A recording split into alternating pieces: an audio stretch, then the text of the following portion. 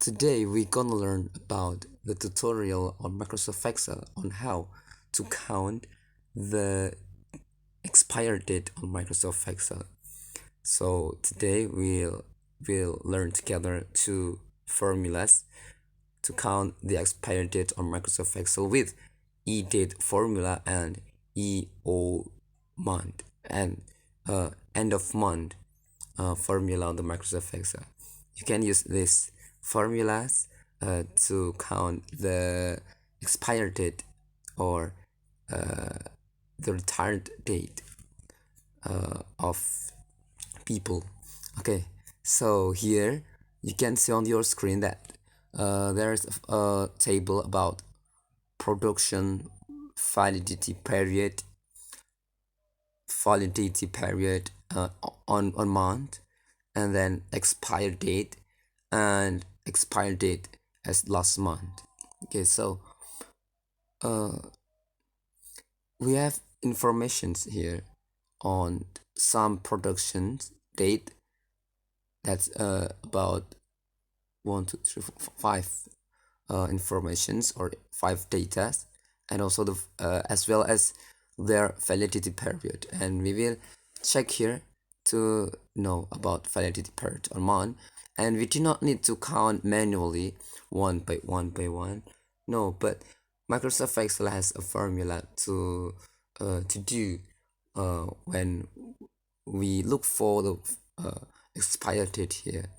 So before we use the expire date formula on Microsoft Excel, I think that mm, that's uh, one important thing that as was an EO month formula thing. So we need to make a help help column, I think, or it's a column that we create to help our formula. For example, here validity period in month. So 3, 6, 24, and 60 and 12. It means that we should make conversions from the validity period to validity period on month. So from 3 months, 6 months, 2 years means that 24 months. 5 years means that 60 months. 360 days mean that 12 months. And then after we make this help column, we go to the expiry date formula by typing like this. You can see on your screen eDate with equal to sign, and then open the brackets A2 as the start date or production date. This is a production date. Sorry, first date. Okay, and then months. Click validity period. Okay, 3 months. Okay, and then click the cells and close the bracket and enter. Press enter. So the expiry date will appear like this: 12th April 20. Okay, it's about start date and months. Okay, it's start date and months as this formula needs to count the formula here. Okay, by clicking cells A2, comma, and 3. 3 means that it's month. Okay, 3 months. But if when we use this formula, I recommend you to do not write like this. So just click the cells rather than months, the number of months. Just click the cells here, because if we want to make a dragging down to copy the formula, so the formula will follow the formulas from before automatically. Okay, just double click on the small box on the corner, or you can drag down to copy the formula, and the formula will follow automatically.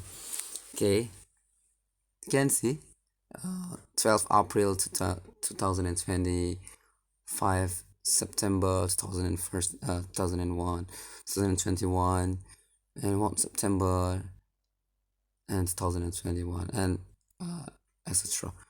And it is created automatically by Microsoft Excel, and we have this formula to count expiry date with start date and month. Okay, so the first date when the employee goes to the work with the validity period in mind. Okay, okay, so it's very interesting. And how, when we have situations that we need to know about the expiry date on last month. Okay, so the expiry date will always uh,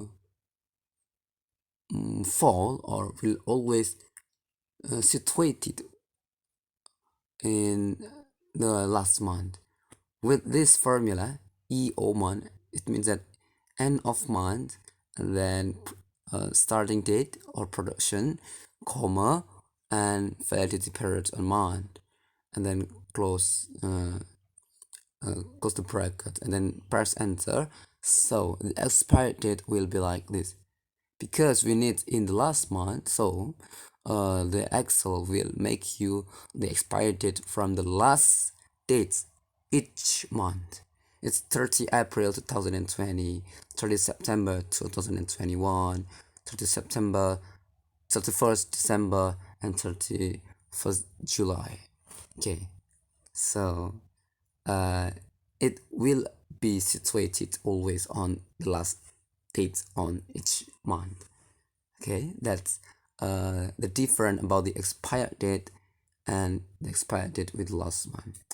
That's all. That's the tutorial on how to count the expired date on Microsoft Excel with two formulas, with e-date formula and also the EO month or end of month formula Microsoft Excel. Hopefully this might be useful. Do not forget to like and subscribe, and hopefully this might be useful.